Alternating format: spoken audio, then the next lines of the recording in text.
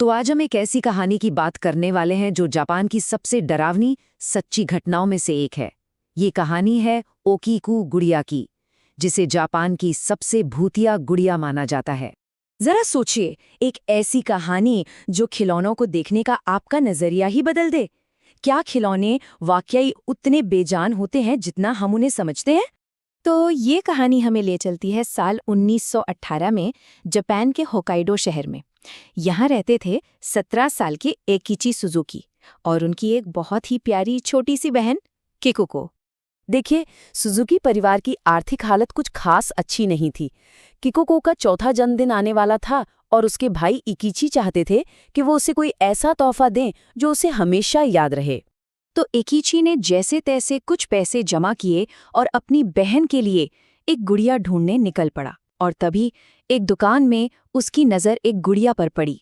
उसके चेहरे पर एक अजीब सी शांति थी, लेकिन उसकी आंखें ऐसी थीं जैसे वो सब कुछ जानती हों। किकू को वो गुड़िया इतनी पसंद आई कि उसने उसका नाम ओकीकू रख दिया। वो एक पल के लिए भी उससे अलग नहीं होती थी। उसे अपने साथ सुलाती, उसके बाल बनाती, वो उसकी दुनिया बन गई थी।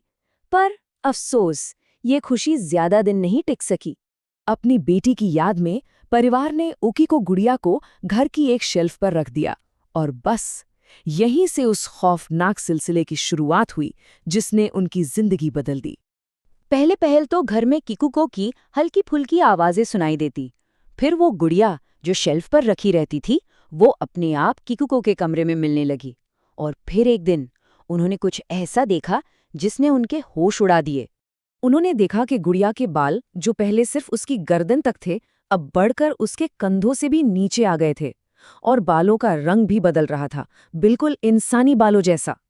ये देखकर इकीची की माँ इतनी घबरा गई कि उन्होंने उसके बाल वापस काट दिए। और शायद ये उनकी सबसे बड़ी भूल थी। उसी रात माँ ने सपने में किकू को देखा। वो बहुत गुस्से में थी और रो रही थी। और वो एक चीख के साथ उठी तो देखा कि ओकीको गुड़िया ठीक उनके सीने पर बैठी थी और अपनी काली आंखों से उन्हें घूर रही थी। उस दिन ये तय हो गया था कि ये उनका कोई वहम नहीं है।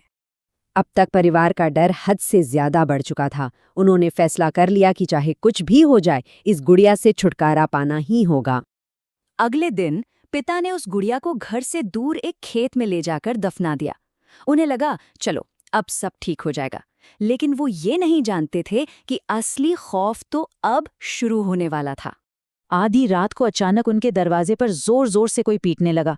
आवाज इतनी तेज थी मानो पूरा घर कांप रहा हो।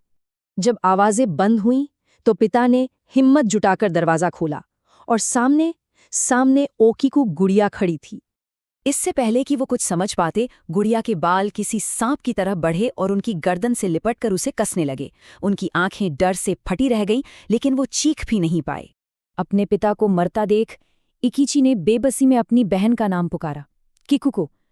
और जैसे ही उसने ये नाम लिया, गुड़िया बेजान होकर जमीन पर गिर गई। इस भयानक रात के बाद परिवार ये समझ चुका था कि वो इस गुड़िया से कभी छुटकारा नहीं पा सकते। उन्होंने हार मान ली थी। जानते हैं, उन्होंने पूरे 20 साल उस खौफ में गुजारे। जब भी वो गुड़िया को फेंकने की कोशिश करते, वो हर बार वापस लौट आती। आखिरकार तंग आकर परिवार ने वो घर छोड़ने का फैसला किया और जाते जाते उन्होंने उस शापित गुड़िया को एक बौद्ध मंदिर के भिक्षुओं को सौंप दिया, बस इसी उम्मीद में कि शायद अब उन्हें शांति मिल जाए। इस बात को आज 100 साल से भी ज्यादा हो चुके हैं और वो गुड़िया आज भी उसी मंदिर में रखी है। आज भी लोग उसे देखने जाते हैं, लेकिन उसकी तस्वीर लेना मना है। मंदिर के भिक्षु आज भी समय समय पर उसके बढ़ते हुए बालों को काटते हैं।